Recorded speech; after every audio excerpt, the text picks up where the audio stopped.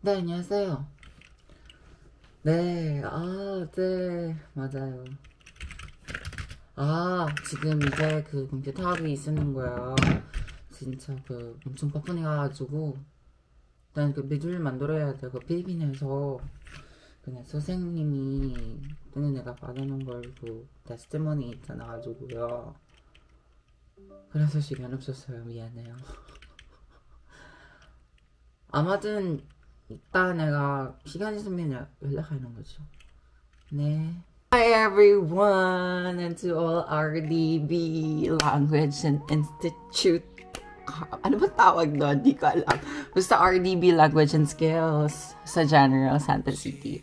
Sa mga hindi pa po nakakakilala sa akin, my name is De La Serna Jo Beth Kyle, the KLT20 passer, a trans woman na nagtatrabaho sa Samsung Quality Checker na ngayon sa office na ang aking position. So, I am not here to brag but to inspire you guys, lalo na sa mga excited na pumunta dito sa South Korea. Excited ka na bang pumunta dito? Hindi ko narinig. Excited ka na ba? Oh, excited ka na pala. Bakit? Okay. Yung iba, nagdadalawang isip kasi baka hindi daw sila makapasa sa exam. Huwag niyong isipin yan. You know what? Positive mindset lang talaga yung kailangan. In order for you to succeed, you need to comply everything na mga sasabihin ko after my testimony, okay? By the way, KLT20 passer po ako last May. So, sisimulan na natin yung aking testimony para for you guys to be inspired. Okay? So, let's get started. So, first, what was your work before and my salary? Yung trabaho ko po before, marami po akong trabaho sa Jensen. I was yung sa Fitmart,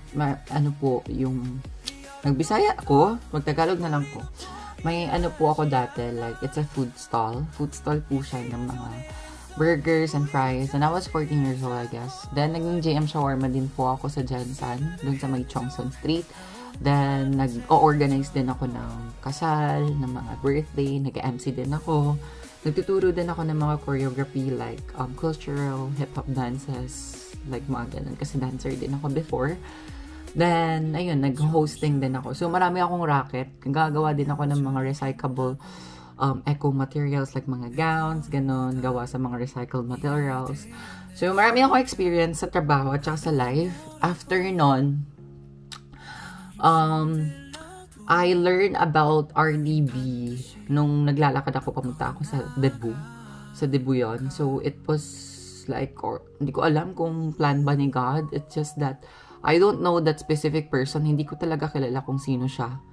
Wadyo ko kabalukin sa siya. Kay nag-agi radyo ko, nakicharge radyo ko, no? Nakicharge ako. Then, nung pagtapos kung nakicharge siya, may malakas yun eh. Sabi ko, nag-away kami ng mother ko. It's because parang papatulog yung Korean ko. Hindi naman ako nakasustent ng ganito, ganyan. Sabi ng babae, nag-aaral ka pala ng Korean, ganito, ganyan. Oo, self-study lang ito. Mag-aaral ka sa RDB. Doon na nagsimula. Parang nirecommend niya sa RDB sa akin. So, ayun, pumunta agad ako sa RDB. Tapos, my impression to Korean language was like, dati pa talaga, mahilig na talaga ako into K-dramas, like K-food, Korean food, like mahilig na talaga. Mga 15 years old ata ako nun. 15 years old ako nun. Tapos, yun sabi ko, balang araw makapunta din ako ng Korea. But that Korea is not my first option talaga. Hindi siya first option na pupunta ako na ibang bansa. Yung first option ko talaga is Australia or Canada to be a student visa, ganun. Kasi plano ko na talaga baguhin yung buhay ko as early as my age. Yung mas bata pa talaga ako. So, ayun, yun yung impression ko sa kanya is mahirap siguro siya for me. Tapos, mahirap siya alaalin. Yun yung pinagkakatakutan ko. Kasi hindi ko alam paano siya i-learn. So, nag-enroll ako. Then, yung father ko, naman siya, supportive naman siya. Half pa nga lang yung payment namin. Sobrang bait ni Ma'am Daisy at saka ni Sir Ruel kasi half payment pa lang yung binigay ko. After school na lang daw after na matapos yung school yung half din. So, nagbayad kami ng 3,500, tapos next 3,500 ulit. Tapos may libreng-libre na ata yun that time. Ewan ko kanya yung price kasi iiba naman talaga yung pricing eh. So, yung method ko nung nag-aral ako ng Korean language. Kasi ano talaga, Wala talaga, like, bumagsak ka, I mean, like, bumagsak talaga ako sa KLT 18. So, yung KLT 18 ako, like, wala talaga akong bala, wala talaga akong, I mean, you know, yung parang, sabi ni Sir Ruel, talaga ba? Like, mag-exam ka ba talaga? Kasi May ako 2022 nag-aral ng Korean, tapos July yung exam. Nag-ano agad ako. Nag-register agad ako. Sabi ko, yes sir, why not? Diba? Baka mapasa ako. Tapos nun, sabi ko, kulang pala talaga. Nung pumunta na ako ng Maynila, hindi ako nakapasa. Umiyak lang ako sa airport. Ayan, sabi ko kay ma'am, tsaka kay sir, hindi po ako pumasa, ganito, ganyan. I was so sad. Like, sabi nila, okay lang yan, may next time pa naman, ganito, ganyan. Nung parang disappointed ako sa sarili ko, kaya pag uwi ko ng Mindanao, hindi ako nagdiretso sa Jensen. Sabi ko, dadiretso ako ng Davao, magko-call center ako at mag-iipon ako at babalikan ko yung Korean language na yan into my second take ka. Sabi ko sa sarili ko, hindi naman talaga mahirap yung Korean kung alam ko sa sarili ko na ready na ako ipasa yung Korean language. And I don't want to like disappoint my teachers again if ever na spend sila ng time sa akin, ganito, ganyan. Kasi alam mo, yung teachers natin ngayon, yung teachers mo ngayon, yung nasa harap mo ngayon, sobrang, hindi naman sa ano, pero I like yung pagkamaldita ni Miss, ni Miss Daisy. Kasi natutulungan niya talaga yung mga estudyante niya para mag-focus sa Korean language. Kasi pag hindi stricto yung yung teacher, hindi mapapabayaan talaga yung mga estudyante. Alam mo yan si Miss Jane at saka si Mr. Ruel. Yung mga teacher natin na yan, they're not focusing into quantity of their student. They're focusing into the quality of education of their specific school organization. Bakit? Pag alam mo kasing quality yung education, for sure 100% passer lahat ng estudyante. Kaya nga marami kayo dyan ngayon, diba? Nagre-review kayo for you to pass the exam and to come here in South Korea. That's why thankful dapat kayo sa mga teacher mo ngayon, like si Sir Ruel at si Ma'am Daisy. Thankful kayo kasi hindi sila parehas ng mga ibang teacher na pag nakabayad na kayo, iiwan na lang kayo, ganito, ganyan. So, I am so blessed kasi nung bumalik na ako ng Jansan, pagkatapos ko mag-call center, kasi nag-resign na ako nun eh. After nung nag-resign ako, like, pinutol ko talaga yung call center. Pero nung bumalik ako ng Jansan, kasi 7 months ako sa call center, nakapag-ipon na ako. So, to cut the story short, December 2023, sabi ko kay ma'am, ganito, ganyan, mag-ano na ba ako? Mag-take na ba ako ng exam ulit? Kasi hindi ako nag-take ng KLT 19 kasi guys. Kasi I know myself na hindi ko mapapasa yung exam. At hindi ko talaga siya mapapasa kasi puro call sa, hi, thank you for calling, ganun talaga. Ganun yung pumapasok sa akin. Sabi ko, if ever maka-incentives ako sa call center, then, ikakat ko yung call center. Pupunta ako. Yun yung aking sign. Nagka-incentives ako. So, ang ginawa ko, December, nag-register ako for examination. And ako lang talaga nag-register sa sarili ko. Alam niyo nila, Sir Rowell. Like, phone lang talaga gamit ko. Hindi naman sa pagmamayabang, pero malikot kasi ako sa phone. So, hindi ako nagpapa-edit. Ako lang nag-edit ng sarili kong tapos mapapasok na, hindi siya madedenay. Tapos ang gamit kong scanner is yung camera ko lang sa iPhone. Mag-download lang ako ng camera scanner. Hindi din na-deny. Pati yung mga MB. Ganun din ginawa ko ng last KLT 18. Nasa bus station pa ako nun . So, to cut the story short, nung bumalik na ako ng Jansan, sabi ni ma'am ganito, kaya dito ka, mag-review ka dito sa, not necessary naman na dun tayo magstay sa school para mag-review. Ang akin lang, ma-focus kasi, pag sa bahay kasi ako, nagbabantay ako ng bata, na ganito, ganyan, tapos minsan hindi pa ako makaalis kasi kakabantay ng anak ng kuya ko. So, sabi ko, doon na lang ako sa RDB, Manirahan. Doon na lang muna ako magstay sa Gesuksa nila. At least man lang, to be focused. Kasi malapit na yung exam eh. Pero before that, January pa lang, sabi ko, Lord, if ever ilalabas mo yung examination, please naman, bigyan mo ako ng oras, makapag-study. Kasi January yung first batch eh. December nilabas ata yung examination. Diyos ko, Lord, oh my God, thankful talaga ako kasi, you know what, nagka-render pa ako sa, parang nag-render muna ako, nagpaalam muna ako sa company ko sa VXI sa Davao before akong mag-resign. Kasi para makuha ko yung last salary ko, you need to render ng 15 days. So, nag-render ako, February na, tapos, ayun, ko March. Kasi, thanks God, you know what, last day ako ng exam ng second batch, which is May 12. Yung pinaka-last yun siya na araw. Sobrang saya ko kasi sabi ni ma'am, advantage mo yan. Bakit? Kasi pagtapos na exam mo, after ng ilang days, ilalabas yung examination result. So, pwede mo na i-walk-in yung data. Pero ngayon, hindi na pinapayagan yung walk-ins eh. Yung sa pagkakaalam ko, dahil nga siguro sa amin. Charis lang. Tapos, yon. To cut the story short, tapos, nag-study na ako. Sabi ko, ma'am, parang hindi ko naman mapapasa. Kinakausap ko pa si ma'am, pinapapasok niya ako sa loob ng bahay. Tapos, sabi ko, makakapasa ka talaga. Nalalaman ko. Study talaga ako, guys. Like, na nasa bahay pa ako, wala akong tulog, like morning, afternoon. Pag sumakit na yung ulo ko, papahinga lang ako. Yun lang pa yung study ko. So, hindi ko ina-expect mapasa sa exam, pero alam ko sa sarili ko na 70% na mapapasa ako. Pero hindi ko expected like 100, baka masaktan naman ako. Pero alam ko may bala ako. So, nung pumunta na ako ng Maynila, sabi ko, ma'am, dito na ako sa Maynila, ganito, ganyan. Okay na, ready na ako. Sabi niya, Kai, fighting, I know na you can do this, ganito, ganyan. Sabi ko, ma'am, I will not disappoint you again. Sir, I will not disappoint you again. So, nung nag-medical ako, pumunta na ako ng sabi ko na, okay siguro yung pag-process ko ng medical kasi last day kami ng diba, like May 12. Actually, May 20 yon na ilalabas. Tapos, sabi ko, magbubuka ako ng flight pa dyan sa ni-move ko ng May 23. At least man lang mapasa ko pa yung medical. Ayoko magmura. Kasi yung DMW, minove nila into May 23 na naman yung examination result. So, sabi ni ma'am, mag-extend ka na lang ulit dyan. So, niribook ko na naman ulit yung flight ko. So, napakagastos. At least, mabilis siya. Kasi massive selection ng June last 2023. At least man lang mapasali ako sa rooster. So, salamat na lang talaga kay Ma'am Daisy kasi nakatutok talaga siya sa atin at hindi niya tayo pababayaan in order for us na mabilisang mapunta sa South Korea. So, that massive selections helped me. So, after nun, naghintay lang ako. Doon ako nag-medical sa 4L diagnostic. Tapos, nagpasa ako ng medical. 7 p.m. pa lang ng gabi nasa DMW na ako. Pero bukas pa magpapasa ng medical. Kaya, yun yung dahilan parang ayun na ng DMW. Kasi para kaming mga nagpipila ng sa labas ng DMW. Ng mga bigas. Kukunin mga ayuda. Yung ganon. So, parang for me, it was a great opportunity. Like, ma-experience lahat ng mga bagay na yan.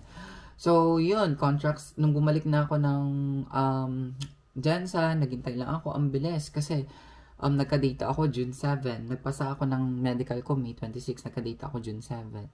Tapos nagka-contract nagka-rooster ako June 16. Tapos na-employed ako June 20. Na-employed ako June 20, guys. Ang bilis. Tapos nagka-training ako July 17, nagka-CCVI ako July 18. Tapos, nag-processing visa ako July 26. Tapos, nag-training ako July 17 to 21 sa Manila. Tapos, nag-visa processing ako July 26. Then, August 7, yung departure namin. August 8 ng umaga, nandito na ako sa South Korea. Look at it. Like May, June, July, August, ang bilis. May 12 ako nag-exam. Diba? Like, it's about the perfect timing. God knows alam ng Diyos kung kailan tayo lilipad. Dati bumagsak ako rather, pero hindi ko yun siya parang tinake as a negative impact for me. Tinake ko yun as my motivation sa life na lalaban talaga. May iba pa nga dyan, 3 beses nagtitake ng exam, diba? So for me, sabi ko sa sarili ko, thank you talaga. Kasi nung napasa talaga ako sa exam, sobrang tuwang-tuwa ako. Sabi ko, ma'am, bumasa na ako, ganito, ganyan. Mama ko umiyak pa. Kasi iniisip ko na what is my life in South Korea. Excited na ako. Excited na din yung Korea. Makita ako, diba? Charis. So, ayun. Nung na-feel ko, nung na-depart na ako sa Korea, sabi ko, Lord, this is my dream. Thank you so much. Kasi hindi lahat binibigyan ng chance na ganito. Alam mo yung binibigyan lang ng chance ng mga ganito na makapunta sa South Korea? Yung mga porsigido. Kasi hindi ako naniniwala na hindi talaga para sa akin yung Korea. Hindi ako naniniwala dyan. Kasi kung gusto mo, humanap ka ng paraan at gawan mo ng aksyon. Okay? Wala tayong swerte-swerte sa buhay. Kailangan natin ng gawa ng aksyon. Kung tamad-tamad tayong mag-study, wala talagang mangyayari. 'Diba? Kung negative, puro nasa isip mo, walang mangyayari. So, nakapunta na ako dito. I'm so amazed kasi lahat ng structure sa Korea, ang gaganda. Ang gaganda, nakapasettle, ang bilis ng transportation, yung system, para kang nanirahan ng 2050 talaga. Yung 2050 na world talaga na sobrang high-tech. At least, sobrang subtle, pati yung banking, details, may charger sa kahit saan, may mga upuan kahit saan, may mga sisilungan kahit saan, may bus station, convenient yung mga lahat super okay talaga.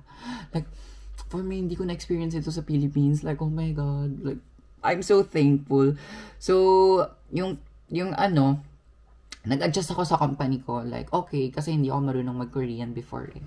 Hindi talaga, like, utal-utal ako mag-speak ng Korean. Like, 아니요, 맞아요. ganun lang yung sinasabi ko. 아니요, 맞아요. 한국말 조금 알아요. 근데 지금 내가 한국말 할 수 있는데. diba? Tapos ngayon, yung hindi ako nag-aral ng Korean, guys. Dito sa Korea, hindi na ako nag-aral. Nagka-boyfriend ako ng Koreans. Hindi naman sa pagmamalaki, pero 4 naging boyfriend ko dito. So, dahil sa kanila, marunong ako mag-Korean na. Dahil sa naririnig ko parate, wala naman akong pakialam kung anong pinagsasabi ng mga friends nila. Pero, doon ako naka-learn ng Korean sa pakikinig. Doon pa lang. So, nag-adjust ako sa work ko kasi may mga adjustment talaga, lalo na yun sa mga bagay. Ang advice ko lang, just go with the flow and be strong enough. Alam mo naman sa sarili mo na naging OFW ka para sa pamilya mo, and you know na lahat gagawin mo para sa kanila. So, you need to tiis lahat ng mga nandito kasi hindi talaga siya madali. Dapat emotionally, mentally, physically, healthy ka pag pumunta ka dito sa Korea. At alam mo sa sarili mo na malalayo ka sa pamilya mo, dapat una pa lang pinag-isipan mo na to. Pero wala lang yan kung makikita mo na yung sweldo mo. Mabibili mo na talaga lahat. Pati yung taong mahal mo, kaya mong bilhin. Charis. Tapos dito guys, yung first salary ko is pinambayad ko ng utang ko. Sa kuya ko. Pinambayad ko siya ng utang kasi malaki yung gasto sa Korean. Pinambayad ko siya ng utang ko. Lahat, binayad ko ng utang ko, bilang ng grocery, ganito, ganyan. Tapos, okay na naman ako ngayon, yung life ko dito sa Korea. As in, 1 year and 9 months na ako ngayon. 1 year and 8 months pala, magto 2 years na ako dito. So, yung projected plans ko sa future is, mag-iipon lang ako dito, tatapusin ko lang yung contract ko. If ever magiging E7, why not? So, diba? So, right choice ko talaga yung Korea. Bakit? Kasi I know, dati iniisip ko, baka Canada for me, but God always have a great plans for me. Mas maganda talaga yung plano ng Diyos kesa sa plano ko. So, nandito ako sa Korea ngayon. Marami akong na-experience ng mga hindi ko na-experience before, lalo na sa mga cultures, tsaka iba pang bagay, tsaka masarap sa feeling, lalo na pag sweldo na talaga. Alam mo yung nakikita mo yung pinaghirapan mo na super worth it kasi para sa akin, hindi siya like, di ba kunyari sa Pinas, parang pag nakita mo, parang pagod ka pa din. Pero dito, parang gaganahan ka mag-overtime ulit, B. Seryoso yan. So, recommended ko talaga yung Korea for us guys kasi yung Korea is hindi siya agency, wala kang babayaran monthly. Yung mga tao dito is friendly naman, hindi naman sila racist, wala naman ako experience na discrimination when it comes to trans din. Masya-shock lang sila kasi pag inamin kong I'm a 남자예요. 남자가? 근데 왜 얼굴을 진짜 여자 똑같냐? ganun yung sinasabi. 이제 필리핀 와서는 그 여자들이 가지는 얘가 진짜 그 약 먹었어서 가지고요. 호르몬 알아요? 호르몬. 네. So, sabi ko sa kanya, nag-take na ako ng hormones. Pero, alam niyo guys, fetish na dito yung mga trans. So, okay na okay pa din tayo dito. Kung sa mga LGBT dyan, mga tattoo, or anumang kasalanan, as long as nakakapagtrabaho ka, nakakapagsalita ka, it's okay. Kung hindi ka marunong mag-Korean, it's okay. It's okay then. As long as you can do the work, it's all fine. Okay? Pag pumunta tayo dito, humble lang tayo. Huwag tayong magpaano masyado para wala tayong makaaway. Guys, ang kailangan natin dito magpakumbaba parate para sa atin lang. Kasi ako, ang experience ko dito is sinasabi ko sa inyo, yun lang yung suggestion ko. Humble lang. Keep your feet on the ground. Huwag tayong magpakarbo. Like, ganito ganyan, marunong ako mag-Korean, ganito ganyan, matagal na ako dito. Hindi. Kasi guys, pag ganun, may mga kalaban ka talaga. And ayaw mo naman ma-stress sa life dito sa Korea, diba? Like me, marami na akong friends dito. Hindi lang Koreans, but Pinoy also. So, my thoughts is, RDB is your best choice. Bakit? Sa RDB, sobrang quality. Tingnan nyo, yung mga katabi nyo ngayon, kilala nyo ba yan? Hindi. Pinili nila yung RDB. It's because they know they are in the quality school. And that is your right choice. Bakit nandito ka? RDB is nag-iisa lang. Wala siyang branches. RDB is focusing on the student, not in the money you pay. Okay? So, sa akin, ngayon sa lahat na nagre-review, fighting. Bakit? Malapit na yung examination. Ang masasuggest ko lang is be ready. Healthy, also mental, emotionally ready dapat kayo. Healthy dapat din parati. Huwag tayong mag-abusado sa katawan natin kasi 3 medical yung pagdadaanan natin. Tsaka focus tayo sa Korean language muna ngayon kung gusto natin mapasa yung exam. Huwag muna tayong mag-bar, huwag muna tayong mag-inuman. Focus na muna. Dito na tayo mag-inom pag nagkita na tayo. Ha? Pag nagkita na tayo, nandito lang ako sa Buchon, malapit lang ako sa Seoul. Contact me. My name is Kay Kyamco. It's Kayekuiamco. Pwede nyo ako i-search sa Facebook. Sabihin nyo galing kay RDB and I will help you. Also sa TikTok, ganun din yung pangalan ko. And sa YouTube, ganun din yung pangalan ko pati sa Instagram. And also, yun guys, RDB is the right choice for you. And yeah, mag-review kayo, mag-mock test kayo parati sa sarili nyo if wala nang tapos na rin yung review sa Korean language. Magbasa kayo ng vocabs parati at saka verbs. Huwag nyong kalimutan mag-memorize and familiarize. Analyze your score sa mga mock test kung tumataas ba yung score nyo. And don't forget to pray. Okay? Always pray until you come here.